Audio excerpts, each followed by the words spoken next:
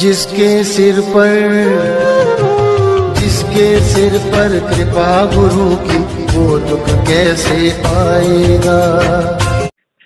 Hello. Hello सतसाई Bhagat ji. सही बहन जी।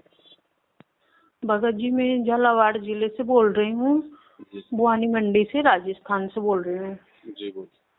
मैंने प्रथम नाम तो मैंने लिए थे 2020 में 27 नवंबर को जी। फिर अभी सतनाम लिए हो गए मुझे 2 से 2.5 महीने हो गए होंगे।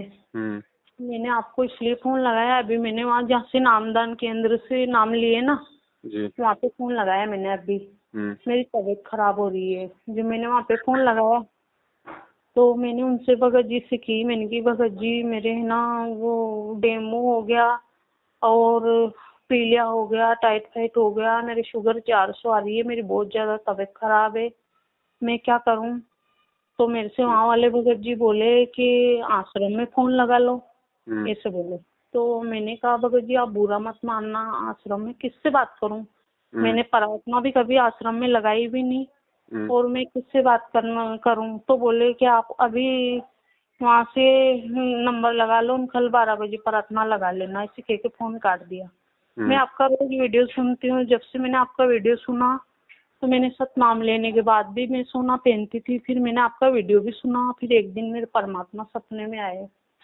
तो परमात्मा ने धोती पहन रखी, कुर्ता पहन रखा और लाल लेरिया का साफा बांध रखा और वो अपने कांटा लेके बैठे।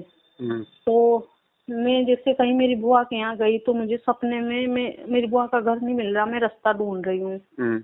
तो उनने मेरे को की परमात्मा का चेहरा बरोबर पहचान में नहीं आ रहा था, तो फिर वही मुझे ऐसा लग रहा था कि वो परमात्मा ही थे। तो मेरे से बोला, मेरे को देख के एक लेडी से पूछ रही कि मेरी बुआ का घर किधर है, मैं सपने में। तो वो भगत जी वो मेरे से बोले कि सत्साय बेटा। तो मैंने कहा मैंने तो लॉकेट भी साड़ी के अंदर छुपा रखा, आपको कैसे पता है कि मैंने नाम ले रखा। तो बोले बेटा मुझे सब पता है, और तू जिसका घर ढूंढ रही ना उसका घर इधर नहीं है, इधर इस रास्ते चली जा, तुझे रास्ता मिल जाएगा। और बेटा तूने जो कान में सोने के कुंडल पहन रखे हैं ये भी खोल दे। जो फिर भी मैंने 2 दिन तक पहने रखे, नहीं खोले।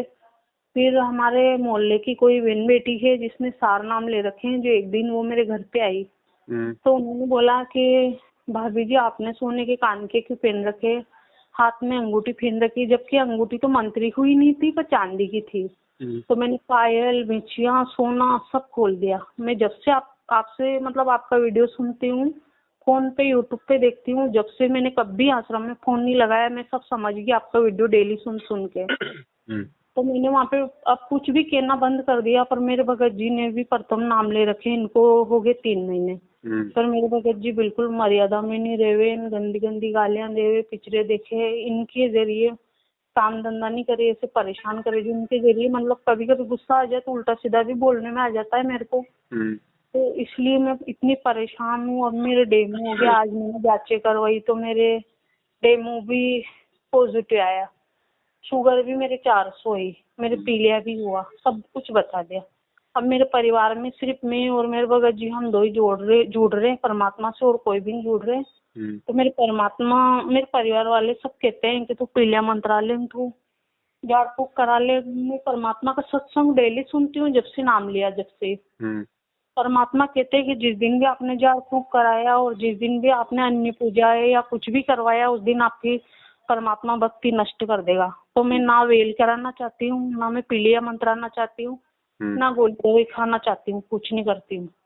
मैं माला भी बरोबर करती हूँ भगत जी। फिर दूसरी बात, मैं जब से आपका वो सुनती हूँ ना यूट्यूब पे, तो मैं पहले 2 टाइम आरती करती थी, अब 3 टाइम भी करती हूँ, सब कुछ करती हूँ। पर क्या करें, जाने अनजाने में कोई गलती भी हो गई, अपने हो सके अपने कर्म ज्यादा बिगड़ रहे हो अगले जन्म के, तो अपन को उस गलती की सजा दे रहे हैं। अब ये तो मैं कुछ नहीं जानती हूँ। तो मैंने तो आश्रम में कहीं भी फोन नहीं लगाया, मैंने आपके नंबर निकाल रखे थे यूट्यूब में से। तो मैंने सोचा मैं आपको फोन लगा के आपसे बात करूं। अब मैं क्या करूं, मैं तो दवाई भी नहीं खाऊं, मैं तो बेल नहीं कराऊं, झाड़ फूक नहीं कराऊं, कुछ भी नहीं करूं, मेरे को तो परमात्मा ही सही करेगा। मैं सिर्फ इतना जरूर कर रही हूँ कि मैं हॉस्पिटल की गोली दवाई खा रही हूँ, इससे ज्यादा मैं किसी देवता के पास नहीं गई और कुछ भी नहीं करूँ, मुझे परमात्मा ही ठीक करेगा। अब आप बताओ मैं क्या करूँ। देखो बहन, सबसे बड़ी बात तो ये है हाँ कि सबसे बड़ी जो मर्यादा खंडित होने का जो कारण है वो है सतलोक आश्रम मैनेजमेंट हरियाणा, ये नामदान हाँ केंद्र वाले कोऑर्डिनेटर। हाँ भगत की सबसे ज्यादा मर्यादा खंडित करवाने का मुख्य कारण ये लोग हैं। तो सबसे पहले तो हाँ आप इनकी सच्चाई से परिचित हो गई हैं, आपने इनसे अपना पीछा छुड़वा लिया है, आपने सत्य की राह पकड़ ली है, तो आपकी आधी बीमारी तो यहीं खत्म हो गई। हाँ ठीक है, बची बीमारी आपकी 50% की। 50% हाँ के लिए बहन जी आप आपने जहाँ भी मालिक का घर में दरबार लगा रखा है, हाँ परमात्मा को हृदय से दंडवत प्रणाम करो और परमात्मा से कहो कि परमात्मा, जाने अनजाने में मुझ दासी से जो भी गलतियां हो गई, कुछ हाँ मुझे पता नहीं था, कुछ मान लो मैंने मजबूरी में कर दी होंगी, है कुछ मैंने वैसे गफलतबाजी में कर दी होंगी, टाइम पे मैं आपकी आरती भी नहीं करती थी, पहले 2 ही आरती करती थी, है ना। हम्म तो इन सभी तमाम जाने अनजाने की गलतियों के लिए सबसे पहले तो पूज्य गुरुदेव जी से अपने हृदय से, अपने घर हम्म से उनको प्रार्थना लगाओ, क्योंकि भगवान अंतर्यामी होता है। अगर हाँ हृदय से प्रार्थना लगाओगे तो परमात्मा हमारी प्रार्थना को हाँ सुनता है। ठीक है, उसके हाँ बाद में रही बात आपकी पीलिया वगैरह की या जो भी आपको प्रॉब्लम है शुगर वगैरह की, हाँ जब एक बार ये विधि आप जी परमात्मा के सामने कर लोगे ना, हृदय से माफी मांग लोगे ना बहन, हाँ और अगर थोड़ा बहुत भी यदि आपको विश्वास है गुरु जी पे कि भगवान धरती पे है, मेरे मैं उनके बहुत शरण में भरोसा हूँ, है भगत जी, मैं बहुत भरोसा करती हूँ मेरे परमात्मा तो पे। दास तो उसके बाद आपको गोली दवाई भी खाने की सलाह नहीं देगा। लेकिन फिर भी ये आपके ज्ञान और विश्वास के ऊपर है, आप चाहो तो गोली दवाई का यूज आप जी कर सकती हो, लेकिन रोग परमात्मा ही काटेगा। सही बात है। बस सीधा सा उपाय इसका यही है बहन जी, ये डॉक्टरों का डॉक्टर है, ये तबीबों का तबीब है। हाँ जिसको इसके ऊपर विश्वास है, देखो भगवान हाँ परीक्षा तो लेता है बहन। अब बुखार होता है तो बुखार में देखो, जो बुखार के जो लक्षण होते हैं या थोड़ी बहुत जो तकलीफ होती है वो तो सबको होती है बहन। हाँ हाँ बाकी परमात्मा अपने भगत का बाल बाका नहीं होने देगा अगर विश्वास है तो। भगत जी, मुझे 7 दिन से डेली दिन में 2-2 घंटे बाद बुखार आ रहा, और ऐसा आ रहा कि मैं 5-5 रजाई ओढ़ लूं ना, उसके बावजूद भी मेरी ठंड बंद नहीं होती है। फिर भी मेरे से प्रथम नाम का जाप एक एक माला रुक रुक के करती हूँ। पहले मैं एक एक बेटक में 200 बार कर लेती, मैं 6 माला कर लेती, ऐसे करती थी। पर अभी 2 दिन से मेरे से एक एक माला रुक रुक के कर रही हूँ। सतनाम का जाप तो कितना भी तेज बुखार रहता है उसके बाद भी सतनाम का सिमरन करती हूँ मैं।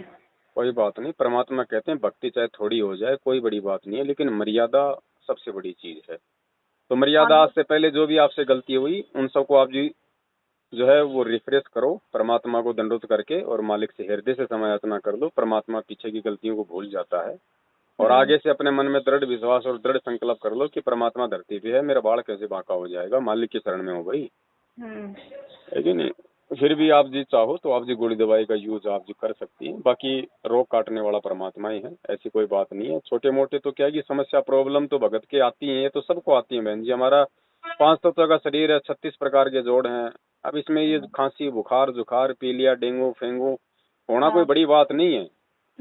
ठीक है, क्योंकि परमात्मा इससे क्या होता है ना, इससे हमारा एक मतलब विश्वास देखता है कि देखिए इस भगत को मेरे ऊपर कितना विश्वास है। अभी भी ये 4 रुपए की गोली दवाई पे ज्यादा विश्वास करता है, या मैंने इसको जो अनमोल जो इसको मैंने चरणामृत दे रखा है, प्रसाद दे रखा है, 3 समय की आरती सत्संग दे रखे हैं, मंत्र दे रखे हैं, ये उन पे ज्यादा विश्वास करता है। और गुरुदेव ने कह रखा कि बेटा ये गोली दवाई भी अगर काम करेगी तो मेरे आशीर्वाद बिना काम नहीं करेगी, चाहे कितनी खा खा के मर जा। तो मालिक पे विश्वास रखो बहन, और रोग काटने वाला परमात्मा ही है, और ऐसी कोई बड़ी बात नहीं है। आप यदि समय याचना मांग लोगी ना एक बार भगवान से, उसके बाद में कोई कुछ नहीं कर पाएगा, बाड़ी बाका नहीं होगा। मैंने वहाँ से सतलोक का जल है वो पिया, प्रसाद खाई, मैंने परमात्मा से कि परमात्मा मेरे जड़ से जो भी बीमारी है सब आप खत्म करोगे, मुझे तो आप पे भरोसा है। ऐसे नहीं कहना आपने बहन जी कि आप मेरी जड़ से खत्म करो वो करो। हमारा जो विधान है हमने वो पूरा करना है। अब विद्यार्थी है, विद्यार्थी कभी टीचर को ये बोलता है कि मास्टर जी आप मुझे पास कर देना, आप मुझे पास करोगे, और क्या उसके कहने से उसको पास कर देगा? वो तो वो पढ़ाई पढ़ेगा ना जो दे रखी है, मर्यादा में रहेगा, टाइम पे स्कूल में आएगा, यूनिफॉर्म में आएगा, डिसिप्लिन में रहेगा, उसमें कॉपी में कुछ लिखेगा तो ही तो टीचर पास करेगा, उसके कहने से थोड़ी पास कर देगा।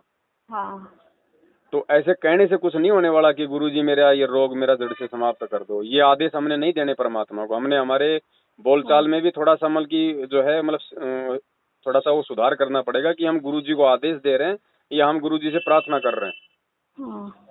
आप उसको बोलो कि परमेश्वर आपकी बच्ची आपके चरणों में है मालिक, आपके सिवा मेरा कोई ठोर ठिकाना नहीं है भगवान, और ये जो आ रही बीमारी है मालिक, ये मुझे पता है, ये मेरे कर्मों की है। अब मालिक आपके ऊपर निर्भर है परमात्मा, मैं तो आपकी शरण में हूँ परमात्मा, काटो तो आपकी मर्जी, ना काटो तो आपकी मर्जी मालिक, मैं तो आपके भरोसे चलूंगी। मैंने तो आप पे विश्वास कर लिया, मैंने तो आपको अपना बाप मान लिया। तो इतना जब हम प्रार्थना कर लेंगे तो फिर कौन सा ऐसा बाप है जो वो चुपचाप बैठेगा। जब से मैं आपका वीडियो देखती हूँ ना, तो मैंने आश्रम में जाना बंद कर दिया। मेरे जो भी मतलब मन में कुछ भी होती क्षमा याचना मैं परमात्मा से मांगती हूँ। और भगवान देखो बहन जी, आपने नाम ले रखा है उस परम शक्ति का, हाँ और रोज संध्या आरती पढ़ती हो अंतर्यामी एक आप आत्म के आधार। अब जब हम अपने गुरुदेव को अंतर्यामी कह रहे हैं तो फिर अंतर्यामी से प्रार्थना थोड़ी लगाई जाती है। अंतर्यामी से मतलब कोई संदेशा थोड़ी भिजवाया जाता है। अपनी आत्मा से प्रार्थना लगाओ, अपने हृदय से प्रार्थना लगाओ, अपने घर से प्रार्थना लगाओ, बीच में एजेंटों की जरूरत नहीं है। एजेंट बनाओगे तो ये सबसे पहले तो आपके ज्ञान की जो है वो कमी को दर्शाएगा। फिर दूसरा बात, किसी दूसरे को बीच में डालोगे तो भगवान नाराज होगा। सही है। तो प्रार्थना करनी अपने हृदय से करो ना। इतने उदाहरण दे दिए भगवान ने। मीराबाई ने जहर पिया था, परमात्मा ने अमृत कर दिया था, उसने किससे प्रार्थना लगवाई थी कि भगवान मैं जहर पीने वाली हूँ, कल शाम को 4 बजे लगाई थी उसने एक प्रार्थना। चीरहरण में भी वहाँ परमात्मा ने ही साड़ी बढ़ाई थी। मैं तो फिर बताओ द्रौपदी ने कौन सी प्रार्थना लगाई थी किसी कोऑर्डिनेटर से? सही है, किसी से नहीं लगाई थी, पर मैंने फिर भी आज अंदाज देखने के लिए मैंने प्रार्थना तो लगाई। पर मैंने पूछा उनसे, जो उन्होंने मेरे से बोला कि आप वहाँ पे प्रार्थना लगा लो, तो मैं आपका वीडियो देखती हूँ तो कहीं नहीं लगानी प्रार्थना, भगवान से लगाओ। हाँ। इन गुंडों से क्या प्रार्थना लगानी? ये तो नालायक इंसान है जो भक्ति में आके राजनीति करते हैं, आरक्षणबाजी करते हैं, भक्तों को ठगते हैं। ये तो गुंडे हैं बहन जी। हाँ, इनका तो संपर्क ही बेकार है। इनका तो सौपन में भी कभी इनका मतलब दर्शन नहीं होना चाहिए। जो मैं तो वहाँ तो जाना ही बंद कर दिया भगत जी। और मैं 2-3 बार गई तो मैंने तो ज्यादा दान भी नहीं किए, 10-20 रुपए, 100 50 रुपए दान किए। लेकिन जब से अब आपने जो दान किया है ना, उस दान का ही प्रतिफल है जो आज आप ये थोड़ा बहुत आप ये भुगत रही हो। नहीं, भगवान तो कांटा भी नहीं लगने दे अपने भगत को। लेकिन आपका वीडियो सुन सुन के मेरे को सब बातें समझ में आ गई। अब ना तो मैं कभी आश्रम में जाऊं और ना ही कभी मैं अब वहाँ पे ना वहाँ आश्रम में बरवाला में भी प्रार्थना नहीं लगाऊं, क्योंकि मुझे वहाँ भी पता है आप कहते हो कि उनका भाई बेटा महेंद्र बगोड़ा परमात्मा के आश्रम पे कब्जा करके परमात्मा तो चटाई पे सो रहे, रुकी सूखी रोटियां खा रहे हैं। नहीं, ये जो सब वो तो आंखों के सामने बहन जी, हमको झूठ थोड़ी बोल रहे हैं। जेल में कौन सा 5 स्टार सुविधा मिलेगी बताओ? पता है मुझे कि हमारे परमात्मा तो इतने वो है, फिर भी इन लोगों ने उनका ज्ञान नहीं समझा, उनको अंदर करवा दिए। सबने मिलके वहाँ आश्रम में दूसरों ने कब्जा कर रखा। वहाँ किससे प्रार्थना लगाओ? हमारे गुरुजी, अगर चलो ठीक है, अगर आप प्रार्थना लगा रहे हो तो हमारे गुरुजी का जो भी वीडियो है, जो भी रिपोर्ट आपकी अगर जेल में बात हो रही है तो उसकी डालो सबके। हमने लगानी नहीं प्रार्थना बहन जी। हमने चाहे प्रार्थना जेल में जाओ या ना जाओ, हमने ज्ञान आधार से चलना। ऐसा नहीं कि भाई लो भाई जेल में गुरुजी के पास में प्रार्थना जाने लग गई तो हम प्रार्थना लगाने लग जाएंगे। वो तो फिर हमारी वो मूर्खता हो जाएगी। अंतर्यामी है तो अंतर्यामी से प्रार्थना नहीं लगानी, लगानी है तो अपने हृदय से लगाओ, अपने घर से लगाओ। बीच में कोई एजेंट नहीं खड़ा करना। चाहे लाख प्रार्थना जाओ चाहे जेल में, उससे हमें कोई लेना देना नहीं है। भगत जी साल भर होने में आया, मैं तो ये भी नहीं समझती हूँ कि आश्रम में कैसे प्रार्थना लगाते हैं। मैं आपका वीडियो देख देख के समझ भी गई हूँ। और दूसरी बात है, मैं परमात्मा का वो सुनती हूँ।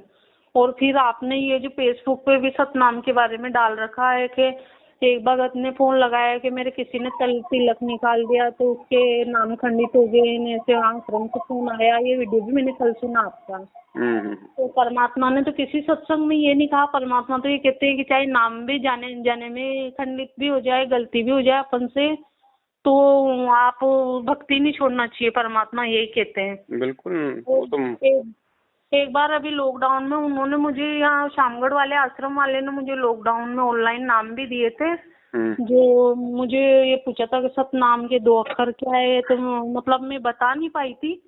तो उसके लिए उन्होंने मेरे से बोला कि 1 महीने की मोहलत देता हूँ मैं। फिर वो ऑनलाइन नाम मेरे को मना कर दिया कि जाप मत करना, तो मैंने नहीं करा। उसके 2-3 महीना फिर लॉकडाउन लग गया। फिर लॉकडाउन खुलने के बाद फिर शामगढ़ गई, फिर सतनाम लिए। पर अब जब से आपका वीडियो सुन रही हूँ भगत जी, मैं ना सोना पहनती हूँ, ना बिछिया पहनती हूँ, ना पायल।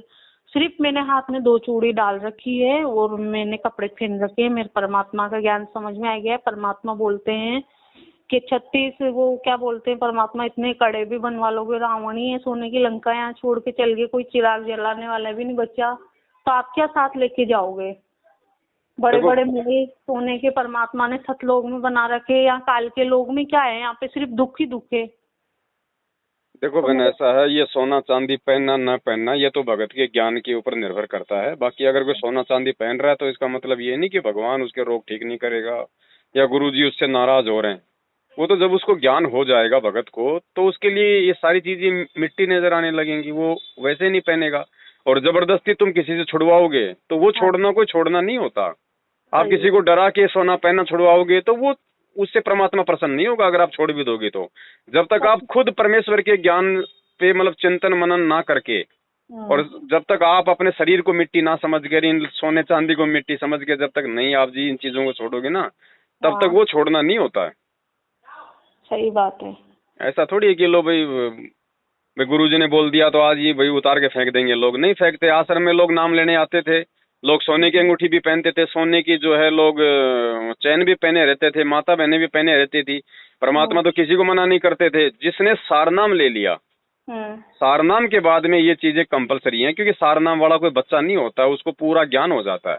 और उसके बाद भी यदि सारनाम प्राप्त भगत भी अगर सोना चांदी पहनता है तो फिर वो मतलब भक्ति के लायक नहीं है। फिर नहीं भगत जी, जब से आपका वीडियो सुना है मैं पहनती नहीं हूँ। घर में जरूर पड़ा है पर वो भी बेच दूंगी। मैं पहले भी बेच दिया था और अभी भी बेच देखो ऐसा है बहन जी, उसको बेचने की जरूरत नहीं है। घर में अगर उसके बेचने से अगर कोई विरोध हो जाए ना तो उसको बेचना नहीं है। देखो आपने अपने मन से सोने को दूर कर दिया ना, हाँ, तो आपके लिए चाहे वो घर में पड़ा रहे आपको कोई नुकसान नहीं देगा।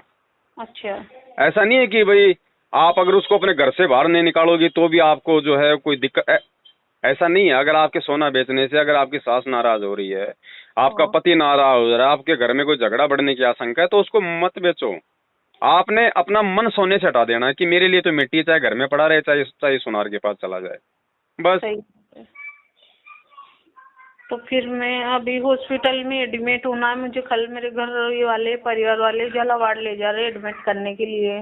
देखो ऐसा है, आप अभी कहाँ हो आप? मैं तो अभी मेरे रूम में हूँ, मेरे घर पे हूँ। हाँ, तो आप सबसे पहले तो गुरुजी के सामने दंडवत करके मालिक से अपने हृदय से समायाचना मांगो। अच्छा। और घर पे चरणामृत है? हाँ, सब कुछ है, प्रसाद है, वहाँ का चरणामृत है। मालिक का चरणामृत लो। चरणामृत परमात्मा का जो है मतलब रोज लिया करो। सुबह की सुबह जैसे आप उठो, सुबह उठते ही सबसे पहले गुरुजी को दंडवत करते ही मालिक का चरणामृत और प्रसाद, ठीक है। और सबसे पहले तो आप गुरुजी से अपनी गलतियों की समायाचना मांग लो। उसके बाद देखो रात रात में परमात्मा क्या चमत्कार करता है। और अगर फिर भी कोई आराम नहीं है तो कोई दिक्कत नहीं, घर वाले अगर हॉस्पिटल ले जा रहे हैं ना तो हॉस्पिटल आप जी जाओ, कोई दिक्कत नहीं है। परमात्मा दया करेगा तो सब रिपोर्ट नॉर्मल आएंगी, कोई दिक्कत ही नहीं। जी भगत जी, वो 4 लाख कीटाणु बताते हैं डेंगू की जांच में, जो वो 2 ही लाख आए, जो घर वाले भी सब घबरा गए, जो एडमिट कर रहे हैं। जो मैंने कहा पहले मैं आपको कुछ नहीं बहन जी, ये चाहे डेंगू हो चाहे डेंगू हो, कुछ भी हो जाए, भगवान के हाथ में है जीवन और मौत। कुछ नहीं, 1% नहीं, ये सब फैले हैं। मेडिकल साइंस डॉक्टर सब फैले हैं। परमात्मा धरती पे है। अगर दृढ़ विश्वास है बहन, तो घर वालों को मना कर दो कि भैया मेरे बाड़ा बाका नहीं होगा, तुम बैठे रहो सारे, मैं अपने घर पे ठीक हूँ। आप जड़ पकड़ जाओ और परमात्मा से प्रार्थना कर लो और मालिक का चरणामृत लो और मालिक की भक्ति करो, आपका बाड़ी बाका नहीं होने वाला। जी भगत जी, मेरे परिवार वाले सारे, कोई कुछ कह रहा, कोई कुछ कह रहा, मैं उनसे भी कह देती हूँ। हॉस्पिटल तो भले चली जाओ, कोई दिक्कत नहीं, लेकिन झाड़े झपाड़े वाले के पास या कोई पीलिया झाड़ने वाले के पास, उनके पास मत चले जाना बिल्कुल, 1% भी। अगर विरोध करना पड़े तो विरोध करना, चाहे सासू का करना पड़े चाहे घर वाले का करना पड़े। बोले भैया मर जाऊंगी लेकिन झाड़ा झपाड़ा नहीं लगाऊंगी, ध्यान रखना। नहीं, परिवार वाले कह रहे सासू वासू तो खैर वो तो ससुराल में रहती है, मैं तो बुआनी मंडी में मकान बना रखा है, यहीं रहती हूँ। पर ये साले मेरे पापा और मेरे भाई ने इनके पैर वालों के पास मकान बना रखा, जो ये कह रहे हैं कि पीलिया मंत्रा दे तेरे ये कर दे। मैंने साफ मना कर दी कि जो भी होगा वो सब परमात्मा सही करेगा। मैं तो परमात्मा पे भरोसा करती हूँ। परमात्मा के अलावा मेरे कोई भी नहीं, कोई बेटा नहीं। वो परमात्मा कहते हैं, सुखदेव ऋषि 12 साल अपनी माँ की कोख में रहे थे। सब ज्ञान सुनती हूँ परमात्मा का मैं, मुझे सब पता है। मैं कुछ भी हो जाए पर मैं परमात्मा का पल्लू नहीं छोड़ूंगा। मेरे मालिक ने मुझे चरणों में ले लिया। बस मर्यादा में रहना बहन, बाकी तो सतगुरु जो चाहे सो कर दे, भ्रम पड़ो मत, कोई कुछ भी कर देगा भगवान, ध्यान रखना। कुछ नहीं है। मेरे साडू का 2-3 साल का बच्चा था, उसके डेंगू हो गया था। उसको जयपुर हॉस्पिटल में लाए। डॉक्टरों ने कहा कि भैया इसकी प्लेटें वो हो गई, पता नहीं वो डाउन होती ज्यादा होती, मुझे मालूम नहीं। हाँ तो डॉक्टर ने उसको कहा कि भैया यहाँ से ले जाओ, हमारे बस की बात नहीं है। मैंने भगवान पे विश्वास करके उसको कहा कि भाई चलो तुम गुरुजी के पास में और नाम ले लो। मैं उसको बरवाड़ा आश्रम में उसको गुरुजी के पास लेके गया। मालिक हाँ से जब हम गए वहाँ पे दर्शनों के लिए, तो मैंने परमात्मा से मैंने प्रार्थना लगाई कि परमात्मा ये मेरा साधु है जी और इसके बच्चे को डॉक्टरों ने डेंगू बता दिया, मालिक बोल रहे हैं यहाँ से ले जाओ। तो कुछ नहीं, बस मालिक ने कहा कि बेटा बेटा भक्ति करो, कुछ नहीं होगा। बहन जी कुछ नहीं हुआ, उस बच्चे के कुछ नहीं हुआ, बच्चा आ गया अपने घर पे। अब उन्होंने थोड़े दिन तो भक्ति की, फिर उन्होंने छोड़ छाड़ दी। आज वो बच्चा खेल रहा है, कोई दिक्कत नहीं, वो बड़ा हो गया। परमात्मा क्या नहीं कर दे बहन। परमात्मा तो बहुत समर्थ है भगत जी। एक वीडियो इसमें सुना था मैंने इंटरव्यू में कि किन्नर बच्चे को भी परमात्मा ने जीवन दान दे दिया, उसको भी मनुष्य का जीवन सही साठ कर दिया। मैं तो हर चीज सुनती हूँ मालिक की। भाई भगवान है, जब गुरुजी ने कह दिया कि भगवान क्या नहीं कर सकता, तुम हाथी छोड़ो, भगवान तो पूरी धरती को सुई की नोक से निकाल दे, तो वो क्या नहीं कर सकता बहन। बस कमी अगर किसी चीज की है तो भगत की है, भगत के विश्वास की है। कुछ भी कर सकता है। ये वही भगवान है जो बिना ऑपरेशन के, बिना टाका लगाए रामानंद की और सेव की गर्दन जोड़ी थी जी हाँ। ये कोई दूसरा भगवान नहीं है, ध्यान रखना। वही कबीर साहब है आज हमारा गुरु। जी इसको चाहिए विश्वास। कहे कबीर सुनो वे साधो, मैं तो हूँ विश्वास में। हाँ। और विश्वास बनेगा बहन जी आपके पिछले भक्ति संस्कार से, वर्तमान के ज्ञान आधार से। और कोई तरीका नहीं है कि ज्योति करवाने से, पाठ करवाने से इनको पात्रों को। अरे ये भी करवानी है तो अपने सतगुरु को कराओ ना जब हो, वरना उनको संकल्प करो। और पैसा जब गुरुजी आए तो उनके हाथों में दो, तो कम से कम तुम्हारा दान कोई ठोर ठिकाने तो लगे, कोई मल के धर्म के काम में तो लगे। अभी राजनीति में तुम्हारा दान लगेगा तो तुम्हारे कोई पीढ़िया होगा, और क्या होगा। जी जी, मैंने कभी प्रार्थना लगाई भी नहीं। मैंने वहाँ मेरे को ऐसे बोला कि आप वहाँ प्रार्थना लगाओ, तो मैं जानती हूँ वहाँ पे क्या क्या चल रहा है। तो वहाँ भी परमात्मा की प्रकट दिवस को जन्मदिन मनाया, वो सब करते हैं। जो मैं डेली आपका फेसबुक पे वीडियो सुनती हूँ, यूट्यूब पे सुनती हूँ, तो इसलिए मैंने आपसे ही बात करी। तो ठीक है बहन, कोई दिक्कत नहीं। आप तो सबसे पहले भगवान से जाने अनजाने की सारी गलतियों की समालोचना करो, मालिक का चरणामृत लो, थोड़ा प्रसाद लो हैं, और घर वालों को बोलो भैया क्यों फालतू में पैसे बर्बाद करते हो, मेरा मालिक चाहेगा तो मैं 2-4 दिन में मैं वैसे ठीक हो जाऊंगी। और आप अपनी भक्ति पे ध्यान दो।